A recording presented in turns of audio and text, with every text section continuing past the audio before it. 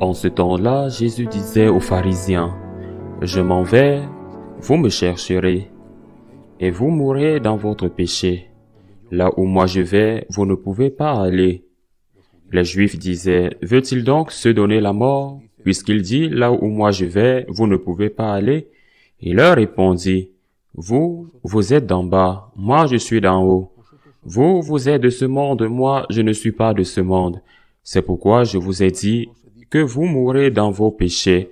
En effet, si vous ne croyez pas que moi je suis, vous mourrez dans vos péchés. » Alors ils lui demandaient, « Toi, qui es-tu? » Jésus leur répondit, « Je n'ai pas cessé de vous le dire, à votre sujet, j'ai beaucoup à dire et à juger. D'ailleurs, celui qui m'a envoyé dit la vérité, et ce que j'ai entendu de lui, je le dis pour le monde. » Ils ne comprirent pas qu'il leur parlait du Père. Jésus leur déclara, « Quand vous aurez élevé le Fils de l'homme, alors vous comprendrez que moi je suis, et que je ne fais rien de moi-même. Ce que je dis là, je le dis comme le Père me l'a enseigné. Celui qui m'a envoyé est avec moi, et il ne m'a pas laissé seul, parce que je fais toujours ce qui lui est agréable. » Sur ces paroles de Jésus, beaucoup crurent en lui. Acclamons la parole de Dieu. Ce dialogue de Jésus avec les pharisiens, avec ses éternels ennemis, a lieu quelques jours seulement avant la crucifixion, à quelques jours, et chaque fois le Seigneur parle plus clairement, je dirais même avec plus de défis.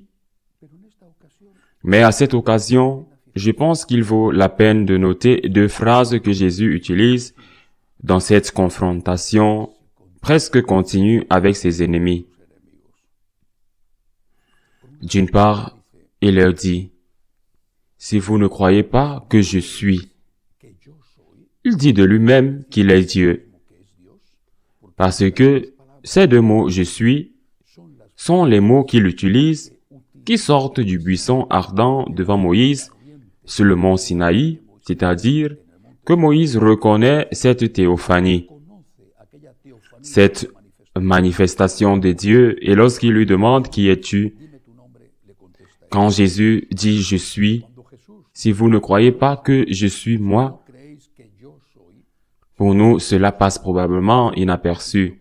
Mais pour ceux-là, les scribes et les pharisiens, cela équivalait à dire, « Si vous ne croyez pas que je suis Dieu, vous mourrez dans vos péchés. » Première méditation. Croire que le Christ est Dieu, et si nous ne croyons pas que le Christ est Dieu, nous mourrons dans nos péchés. Pourquoi? Parce que si nous ne croyons pas que le Christ est Dieu, nous n'accepterons pas son message, sa doctrine, son message dogmatique. Par exemple, l'existence de la vie éternelle et aussi son message moral, ce qui ne peut pas être fait. Ce qu'est le péché. Et si nous ne croyons pas que le Christ est Dieu et que ses enseignements sont au-dessus des enseignements de n'importe quel philosophe, théologien, évêque, prêtre ou autre que le Christ est notre maître et non ce prêtre ou cet évêque ou ce penseur ou ce politicien, si nous ne croyons pas que le Christ est Dieu et qu'au-dessus du Christ il n'y a personne que nous ferons mourir pour nos péchés, parce que ce prêtre et cet évêque vous trompent. Ils vous trompent en vous donnant un doux poison parce qu'ils vous disent que vous pouvez pécher tout ce que vous voulez parce que ce n'est pas un péché. Et ce qu'ils vous disent est un mensonge précisément parce que vous le croyez, parce qu'il vous convient de le croire. Parce que vous mourrez dans vos péchés, parce que vous ne le considérerez pas comme un péché. Vous n'en demanderez pas le pardon. Vous ne vous repentirez pas. Vous ne recevrez pas le pardon. Par contre, si tu crois que le Christ est Dieu, même si un ange venait du ciel, même si quelqu'un venait te dire que c'est mal, quelle que soit cette personne, tu dirais, le Christ est Dieu. Le Christ n'a pas tort. Ce que le Christ m'enseigne est plus important et plus vrai que ce que tous les sages de ce monde m'enseignent. Et alors, En acceptant son message, vous reconnaîtrez vos péchés, vous demanderez pardon et vous recevrez le pardon. Plus tard, dans ce même passage de Saint Jean, le Seigneur dit, quand vous élèverez le Fils de l'homme, vous saurez que je suis. Encore une fois, le je le suis apparaît. Quand vous élèverez le Fils de l'homme, quand vous me crucifierez, c'était déjà proche. Quand vous me crucifierez, vous saurez que je suis Dieu. Mais c'est étrange, parce que quand il le crucifie, c'est quand Jésus ressemble moins à Dieu. Il pouvait penser qu'il était Dieu lorsqu'il accomplissait ses miracles merveilleux. Il pouvait penser qu'il était Dieu lorsque notre Seigneur nourrissait une multitude ou ressuscitait les morts. Même par les pharisiens, beaucoup de gens pouvaient penser qu'il était Dieu lorsqu'ils entendaient de sa bouche ces belles paraboles, ces doctrines pleines d'espoir. Mais sur la croix, qui pouvait penser qu'il était Dieu en le voyant torturé, flagellé, couronné d'épines, crucifié? Qui pouvait penser que c'était Dieu?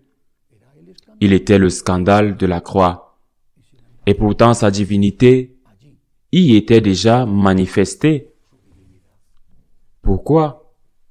Parce que c'est là que son amour s'est manifesté d'une manière suprême et infinie, et que son amour s'est manifesté parce qu'il n'a pas voulu renoncer à sa divinité, à sa confession de faible lorsqu'il était jugé dans la maison de Caïphe, qu'il n'a pas voulu renoncer à sa divinité et à sa royauté lorsque Pilate le jugeait, qu'il n'a pas voulu renoncer à tout moment à ce qu'on lui rende sa vie ou ce qui restait de sa vie meurtrie après la flagellation.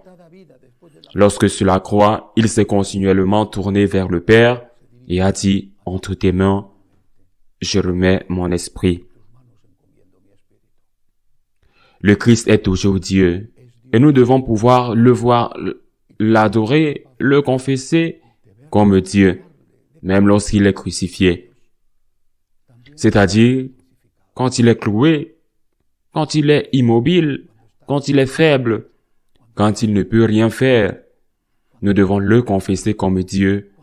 Quand nous le voyons cloué dans le tabernacle, incapable de bouger, enfermé dans cette boîte, et pourtant, là faible, impuissant, fragile, pour que n'importe quel démon puisse venir lui faire du mal. Là, nous confessons sa divinité. Puis, nous corroborons, nous confirmerons cette divinité quand nous le verrons ressusciter, triomphant, mais déjà sur la croix, nous lui disons, « Seigneur, je crois que tu es Dieu.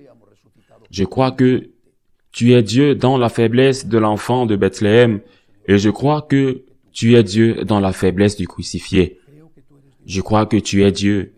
Tu ne peux rien, et pourtant, tu peux tout, et mystérieusement, tu acceptes de ne rien faire, et moi, devant ce Dieu fragile, impuissant, livré au sang de ses ennemis, je confesse ta divinité.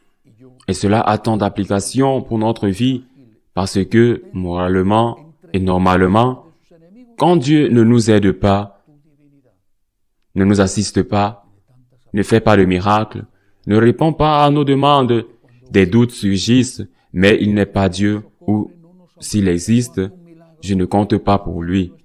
Il ne fait pas attention à moi, et pourtant, dans ces moments-là, nous devons lui dire, « Je crois que tu es Dieu. Je ne comprends pas tout. Comme toi, sur la croix, tu n'as pas compris. Tout comme de ta bouche est sorti, mon Dieu, pourquoi m'as-tu abandonné? Moi aussi, Seigneur, je ne comprends pas. Mais je dis, comme tu l'as dit, entre tes mains, je remets mon esprit. Moi, Seigneur, je crois que même si je ne comprends pas, je crois que tu es Dieu et que rien, absolument rien, n'échappe à ta main. Ainsi soit-il.